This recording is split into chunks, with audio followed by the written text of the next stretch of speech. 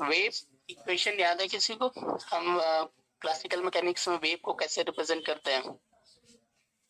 अगर आप एक सिंपल स्ट्रिंग लो, ऐसे वेव होती है, इसको आप कैसे रिप्रेजेंट करते हो?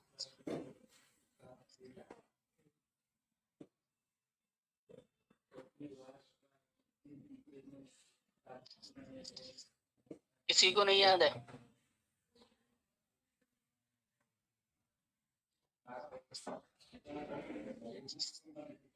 y is equal to a cos और sin kx minus omega T. किसी स्ट्रिंग में अगर आपकी कोई वेव होती है तो आप उसको रिप्रेजेंट करते हो a cos kx minus omega T से, जहां पे a क्या होता है आपका एम्पलीट्यूड ऑफ द वेव। इसी इक्वेशन को आप ऐसे भी लिख सकते हो,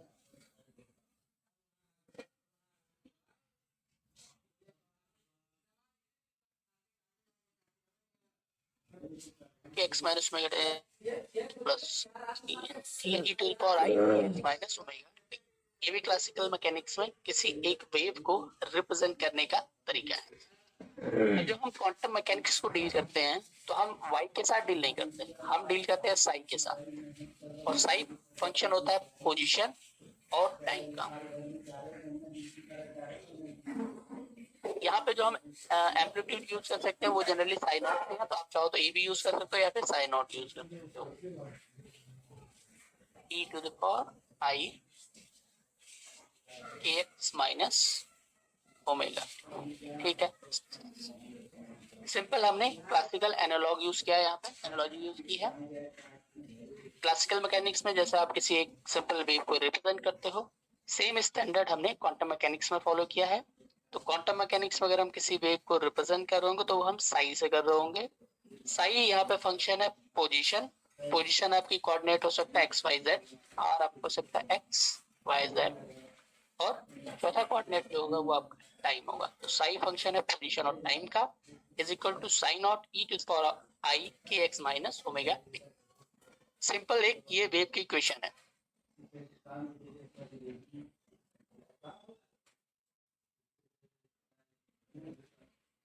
अब के क्या होता है? वेव वेक्टर, और उसको आप सिंपली कैसे लिखते हो? 2 pi by lambda. Lambda is equal to क्या होता है? h upon M V. तो यहाँ पे या h अपॉन पी होता है। आप इसको सिंपली लिख सकते हो 2 पाई पी बाई।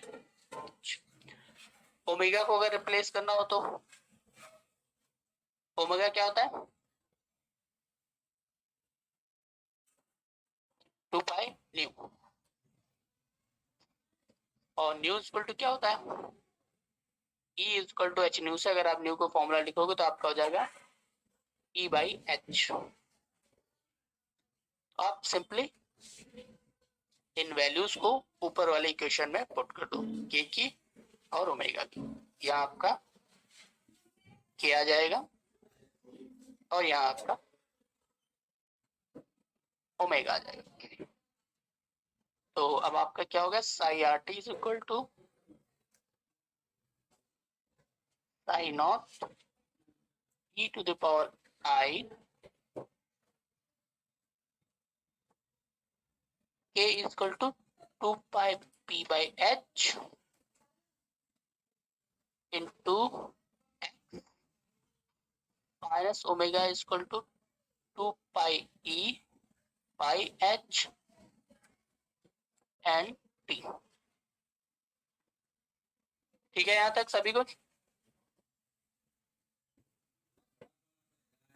इसको अगेन आप लिख सकते हो psi r t is equal to psi naught e to the power आई।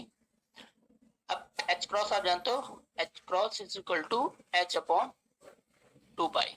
तो इसको थोड़ा सा और सिंप्लीफाई कर लो तो हो जाएगा P upon H cross x minus ई अपॉन एच क्रॉस टी। इसको और सिंप्लीफाई आप कर सकते हो सिंपली, तो आपका हो जाएगा psi equal to psi naught e to the power i. H cross common हो सकता है तो आपका h cross P x minus ई टी। ई एक्स माइनस ई टी। ठीक है, यहाँ तक क्लियर सभी को? हमने कुछ नहीं किया है, एक स्टैंडर्ड वेव इक्वेशन ली है, उस वेव इक्वेशन में हमने प्लैंक्स एनर्जी फॉर्मूला और day Broglie wave matter formula या वेवलेंथ फॉर्मूला यूज किया। तो हमारे पास एक फाइनल इक्वेशन आ जाती है, psi is equal to psi not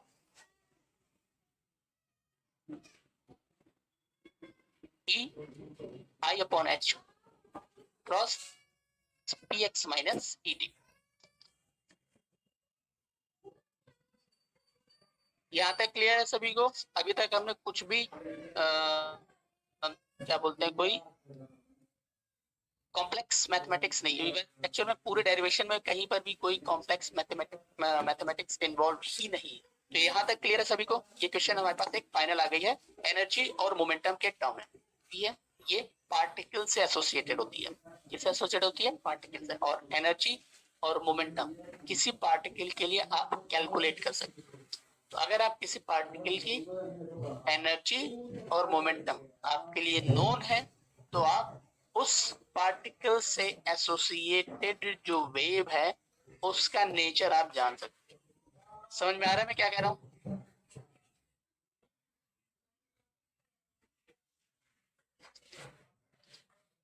यहाँ पर अगर आप ध्यान दो इस इक्वेशन पे, तो ये जो इक्वेशन थी आपकी वो के और ओमेगा के टर्म में थी। के वेव वेक्टर, ओमेगा फ्रीक्वेंसी से रिलेटेड होता है या एंगुलर फ्रीक्वेंसी कह लो, ये दोनों आपके वेव से रिलेटेड है।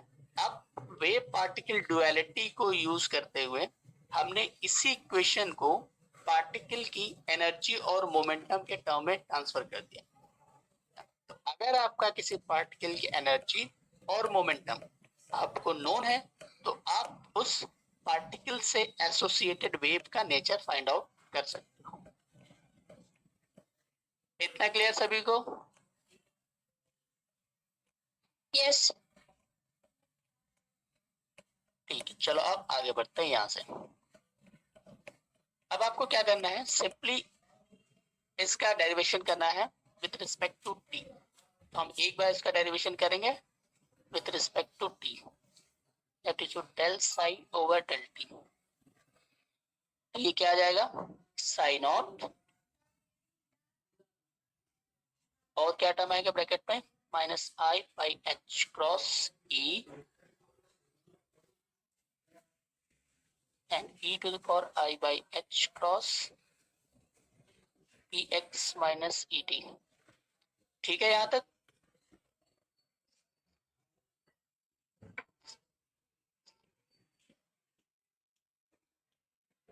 ये टर्म आपका psi naught and e to the power i by H cross P x minus E t आपका सिंपल क्या है, साई। तो del psi over del t bracket में minus i e by H cross psi. अभी हम simply इसको साई लिख रहे हैं। यहाँ पे साई का मतलब आप समझ लेना कि इसे function of position and time. तो सिंपल हम साई लिख दे रहे हैं। इस इक्वेशन को थोड़ा सा और साई नॉट, नहीं कुछ साई नॉट का, सॉरी साई नॉट नहीं होगा ना इसमें,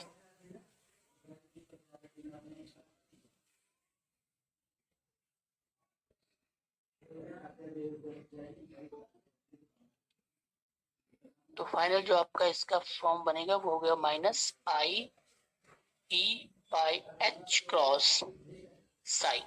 ठीक है यहां तक?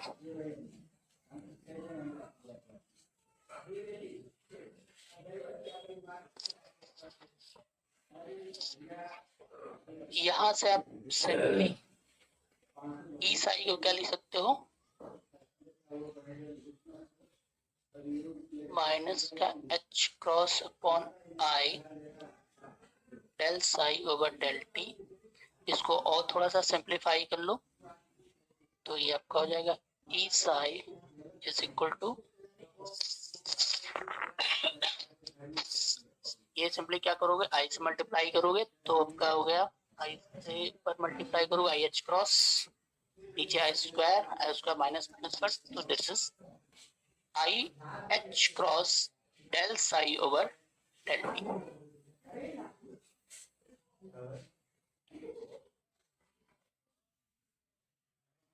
ठीक है, यहाँ तक क्लियर है?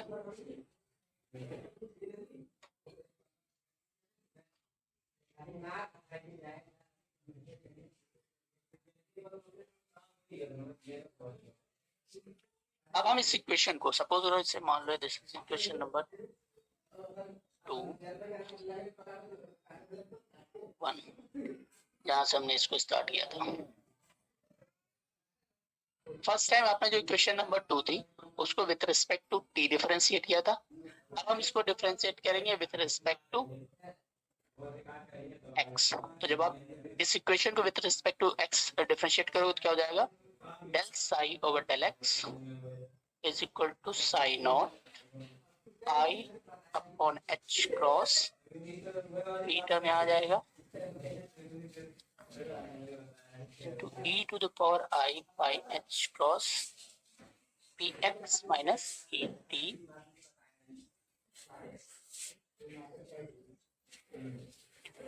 अगेन सेम जो आपने ऊपर किया था, साइन नॉट इस पर चला जाएगा, नहीं अभी नहीं, इसको 2 बार में करना है, ठीक है। और कर लेते हैं del square psi over del x square. तो अगेन आपका स्क्वायर, ये 2 बार टर्म आएगा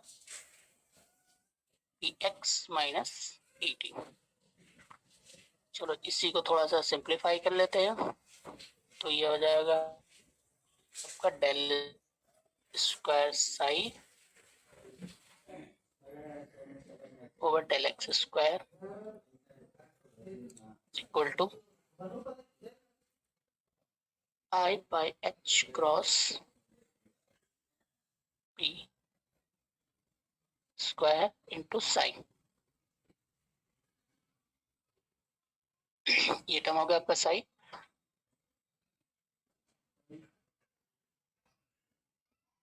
आई वाला पोर्शन आई स्क्वायर करोगे तो हो जाएगा minus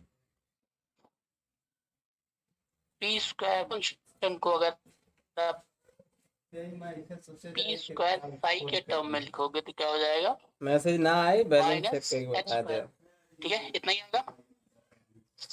so p square psi is equal to ना minus आए h cos रिचर्ड square नाथ del का square आए। psi over del x square। ठीक है, अब आप एनर्जी आपको पता है, किसी भी पार्टिकल की जो एनर्जी होती है वो आपका सम होती है kinetic energy plus potential energy. E is equal to हो गया आपका p स्क्वायर बाई 2m, ये आपका काइनेटिक एनर्जी है, प्लस v पोटेंशियल एनर्जी।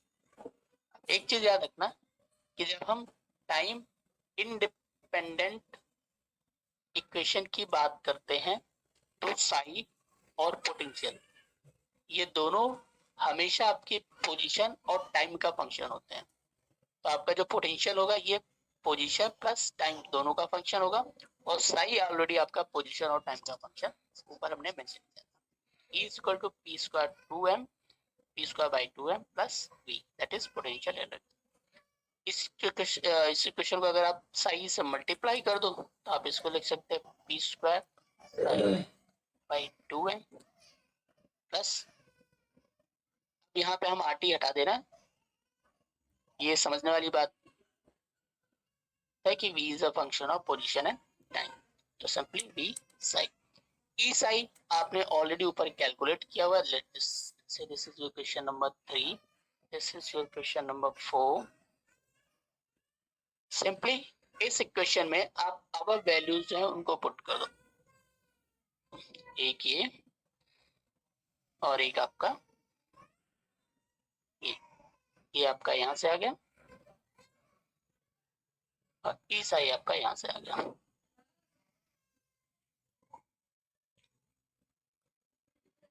ई साई की वैल्यू हमारी क्या थी, I H cross del psi over del t.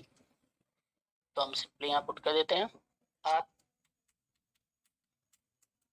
Is equal to P square psi की वैल्यू क्या थी, माइनस एच क्रॉस स्क्वायर, तो ये हो गया माइनस का H cross square by 2m, ये हो गया del square psi over del x square plus e psi. ठीक है, ये जो इक्वेशन है यही आपकी है।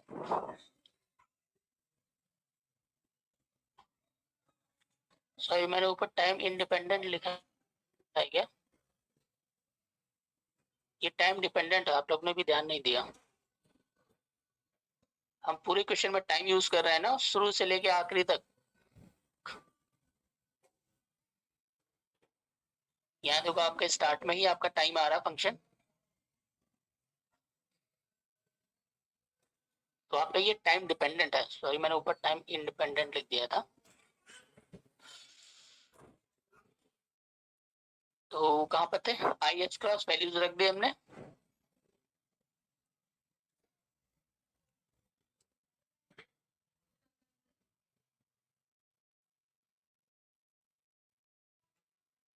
तो i H cross l psi over del t is equal to minus के h cross square by 2m del square psi over del x square plus v psi. ये है आपकी टाइम डिपेंडेंट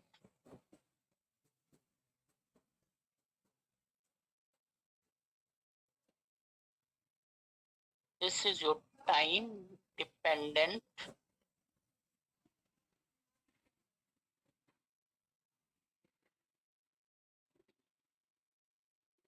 वन डायमेंशन। अभी हमने सिर्फ x की बात की है, तो ये आपका वन डायमेंशन है।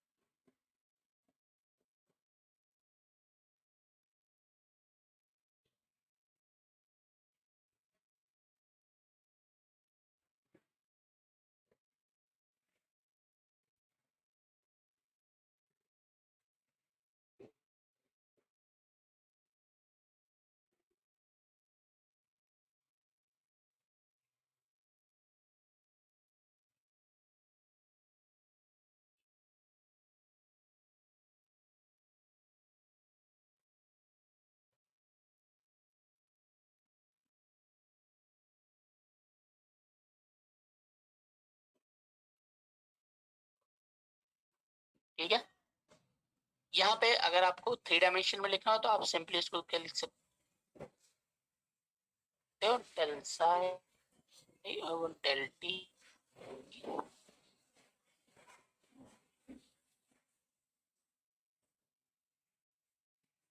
इज इक्वल टू माइनस का H cross square by 2m।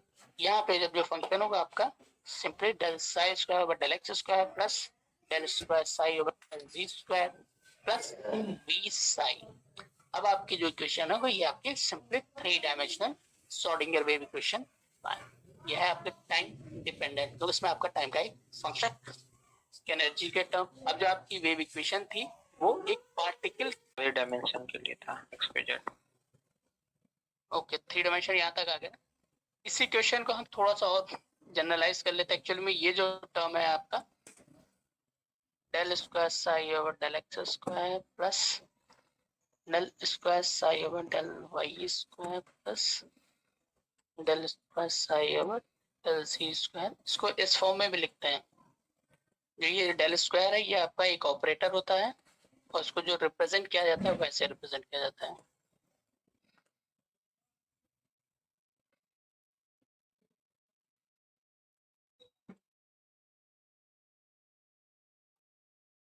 अगर आप इक्वेशन को थोड़ा कॉन्साइज फॉर्म में लिखना चाहते हो तो सिंपली आपका i H cross del psi over del T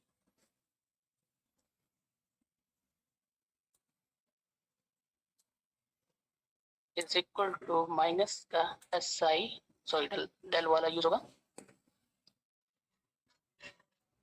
ये आपकी हो गई थोड़ी सी कॉम्पैक्ट फॉर्म, सेम इक्वेशन ही है जस्ट ये कॉम्पैक्ट फॉर्म में है।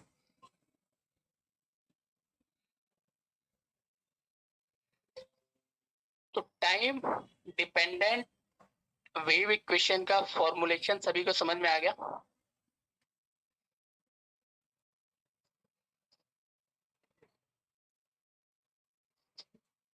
एक चीज आप लोग हमेशा ध्यान रखिएगा, मैं बार बार बता रहा हूँ, जब भी आप टाइम डिपेंडेंट वेव इक्वेशन की बात करते हो तो आपका जो साई है ये हमेशा पोजीशन और टाइम का फंक्शन है, और जो आपका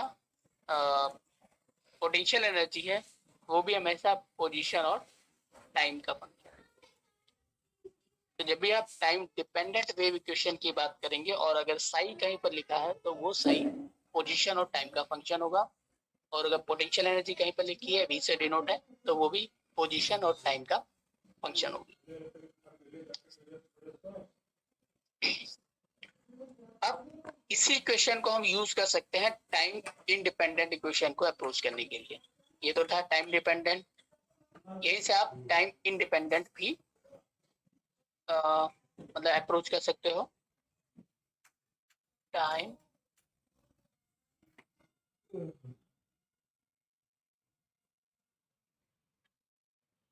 तो जब आप टाइम इंडिपेंडेंट इक्वेशन की बात करते हो तो ऑब्वियस बात है कि आपका जो इक्वेशन होना चाहिए उसमें टी का फंक्शन नहीं होना चाहिए, यानी टी का जो टर्म आपके पास आ रहा है I H cross del psi over del T, ये फंक्शन नहीं होना चाहिए। उस केस में क्या होगा, सपोज करो जो आपका वेव फंक्शन जो ऊपर हमने लिखा था ये फंक्शन था पोजीशन और टाइम का था, हमने इसको दो पार्ट में ब्रेक कर लिया जिसको हम बोलते हैं सेपरेशन ऑफ वेरिएबल्स। तो अब आपका जो फंक्शन है साई एक पोजीशन का फंक्शन है और एक दूसरा फंक्शन है जो टाइम का है। ठीक है, इस मेथड को हम बोलते हैं सेपरेशन ऑफ वेरिएबल। दोनों जो डिपेंडेंसी थी पोजीशन पे और टाइम पे, हमने उनको दो डिफरेंट इक्वेशंस के फॉर्म में लिख दिया है। अब इस टर्म को हम यूज करेंगे यहाँ पर आई एच क्रॉस, क्या है del psi over del T. अब यहाँ पर जो आपका साई है वो दो फंक्शन है, एक पोजीशन का और एक टी का। डिफरेंशिएशन आप किसके टर्म में कर रहे हो, टी के टर्म में, तो जाहिर सी बात है ये टर्म आपके लिए एक कांस्टेंट होगा, तो ये टर्म आपका आर आ जाएगा। तो ये हो जाएगा आपका simply psi r into del phi t over del t is equal to minus का H cross square by 2m। अब ये वाला जो फंक्शन है आपका, चलो वन डायमेंशन से स्टार्ट करते हैं। क्या था हमारे पास, del square psi over del x square, ये अभी सपोज करो कि एक्स मान लो इसको। थ्री डायमेंशन में जब भी बात करेंगे तो हम आर की बात करेंगे, और वन डायमेंशन में जब हम बात करेंगे तो एक्स वाई जेड आप कोई भी कोऑर्डिनेट ले सकते हो। तो सपोज करो कि ये एक्स का, तो क्या हो जाएगा आपका, यहाँ पे फंक्शन है del square psi over del x square, तो फाई टी आपका एक कांस्टेंट टर्म होगा और जो भी डेरिवेशन होगा वो इस फंक्शन पे होगा प्लस पी साई। अब यहाँ पे जो आपका पोटेंशियल होगा वो सिर्फ और सिर्फ एक्स का फंक्शन होगा। जब टाइम इंडिपेंडेंट की बात करोगे तो आपका पोटेंशियल सिर्फ और सिर्फ एक्स का फंक्शन होगा, टी का फंक्शन नहीं होगा। ये डिफरेंस हमेशा याद रखना, ये बहुत ही माइन्यूट सा डिफरेंस है, लोग कंफ्यूज हो जाते हैं। तो जब भी आप टाइम डिपेंडेंट की बात करोगे तो आपका पोटेंशियल पोजीशन और टाइम दोनों का फंक्शन होगा। टाइम इंडिपेंडेंट की बात करोगे तो आपका पोटेंशियल और साई दोनों सिर्फ और सिर्फ पोजीशन के फंक्शन होंगे। ठीक है, चलो आगे बढ़ो, तो कहाँ पहुंच गए।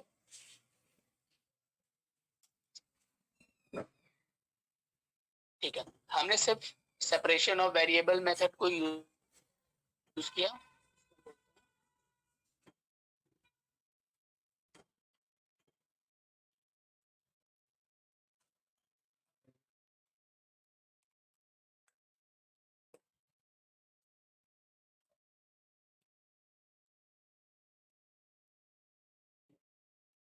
और जो वैल्यूज थी जो हमने ऊपर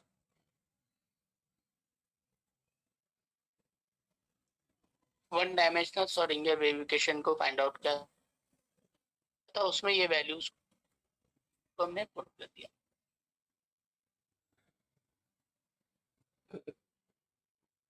अब इस पूरी इक्वेशन को डिवाइड कर दो, dividing by psi r and pi t इस इक्वेशन को अगर आप डिवाइड करोगे तो हो जाएगा आपका i H cross psi r cut जाएगा, यहाँ पे आपके पास आ जाएगा simple by T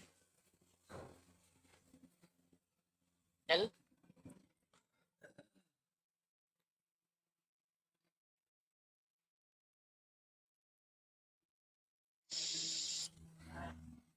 is equal to minus का एच क्रॉस स्क्वायर, और यहाँ पे आपका क्या हो जाएगा पोजीशन का function that is psi x तो del square psi x over del x square plus we के साथ क्या हो जाएगा, दोनों फंक्शन का डिवीजन आएगा ना,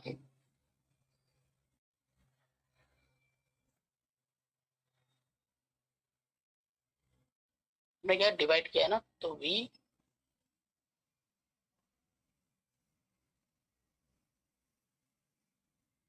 नहीं कुछ गड़बड़ कर रहे हैं, वी के साथ तो वी इंडिपेंडेंट होना चाहिए आपका, हाँ यहाँ पर देखो, यहाँ पे हमने साई लिख दिया है, जबकि हमने इस लाइन में साई को हमने ब्रेक कर दिया था, सेपरेशन ऑफ वेरिएबल यूज किया था, तो यहाँ पे जो आपका v के साथ मल्टीपल हो जाएगा वो हो जाएगा Sai x into five T, और जब आप डिवाइड करोगे तो यहाँ पे आपका v सिंपल इंडिपेंडेंट फंक्शन बचेगा।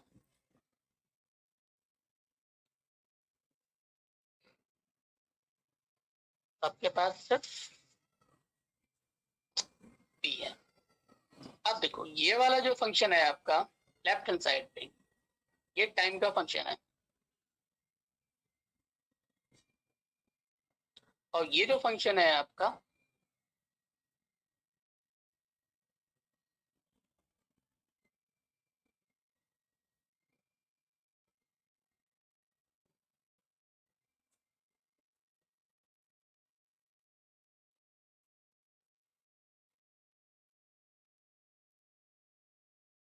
ये पोजीशन का फंक्शन है,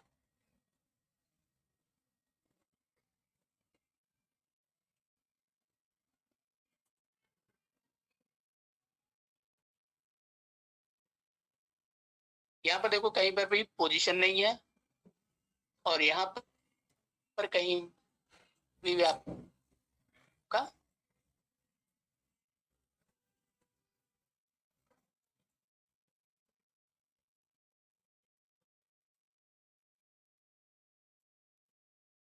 टाइम नहीं है।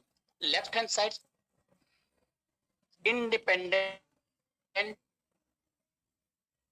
टाइम फंक्शन है, राइट हैंड साइड एक दूसरे को इक्वेट कर रहे हैं किसी एक पर्टिकुलर टीएस में, दोनों की जो इंडिपेंडेंट, लेट्स से ये कांस्टेंट होगा मालूम ही है, तो आपका जो राइट हैंड साइड है वो इक्वेशन भी आपकी इस वैल्यू को ही अप्रोच करेगी।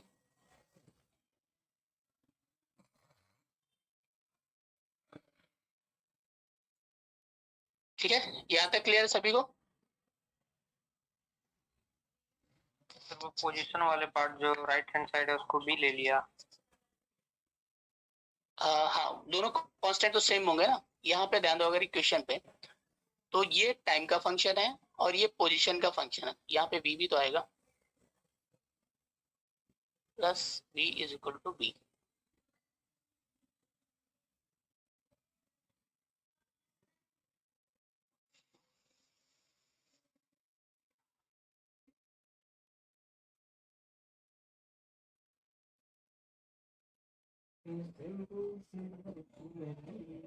हम b क्यों ले रहे हैं अभी मैं बताता हूँ।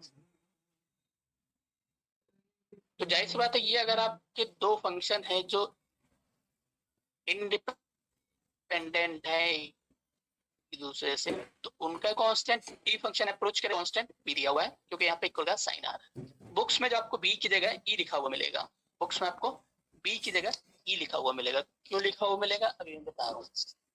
अब इस इक्वेशन को आप देखो, इसको अगर आप del psi T over del T के टर्म्स में लिखते हो तो क्या हो जाएगा, ये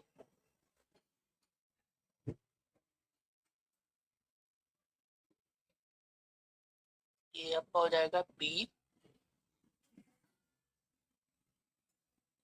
आई एच क्रॉस नीचे आ जाएगा,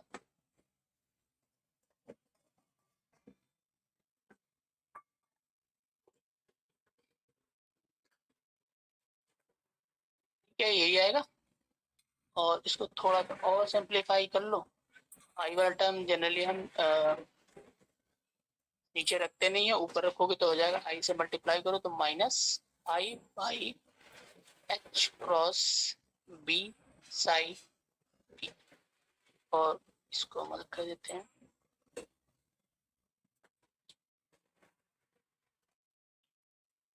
ये आपके पास एक इक्वेशन आ रही है दिस टाइप की।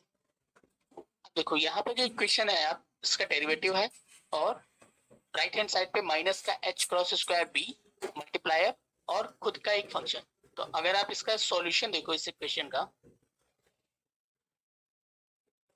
तो आपको पता है कि अगर किसी फंक्शन का आप डेरिवेशन करते हो और डेरिवेशन में आपका फंक्शन ही एज अ मल्टीप्लायर यूज हो रहा है, तो इसका मतलब वो जो फंक्शन होगा वो आपका एक्सपोनेंशियल होगा, क्योंकि ऐसा आपको एक्सपोनेंशियल में ही देखने को मिलता है।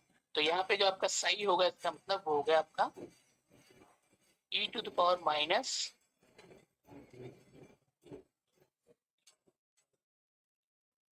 आई ओमेगा टी। सॉरी, अभी ओमेगा बाद में लिखेंगे।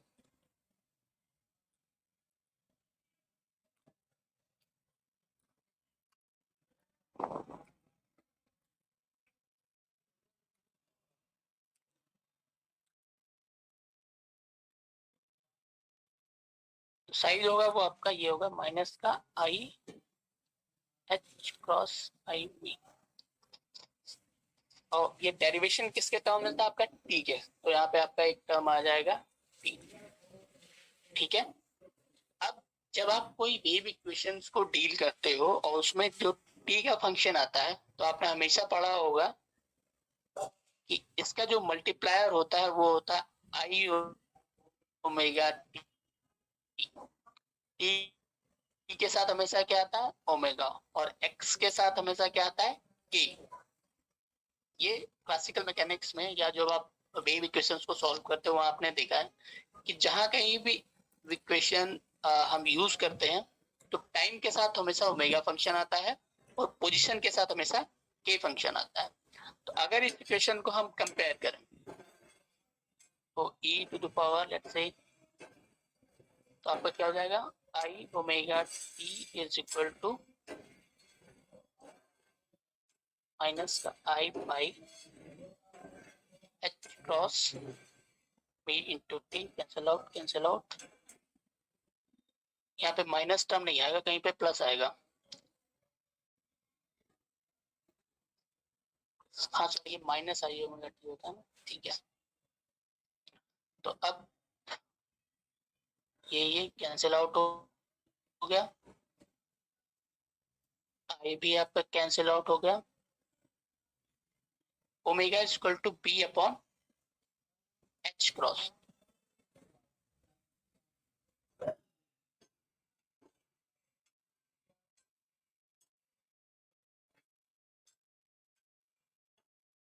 ओमेगा क्या होता है आपका 2 पाई न्यू।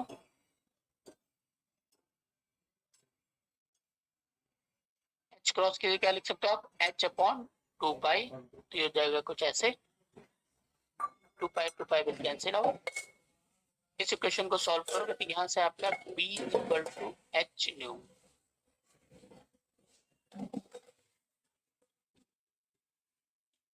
और आपको पता है एच न्यू क्या होता है e के इक्वल होता है। तो यहाँ से आपका b किसके इक्वल होगा e के, यानी b जो टर्म है वो रिप्रेजेंट कर रहा है एनर्जी को।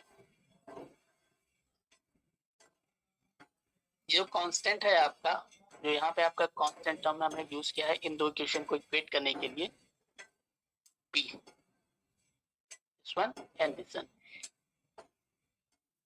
ये कुछ और नहीं बल्कि एनर्जी को रिप्रेजेंट कर रहा है।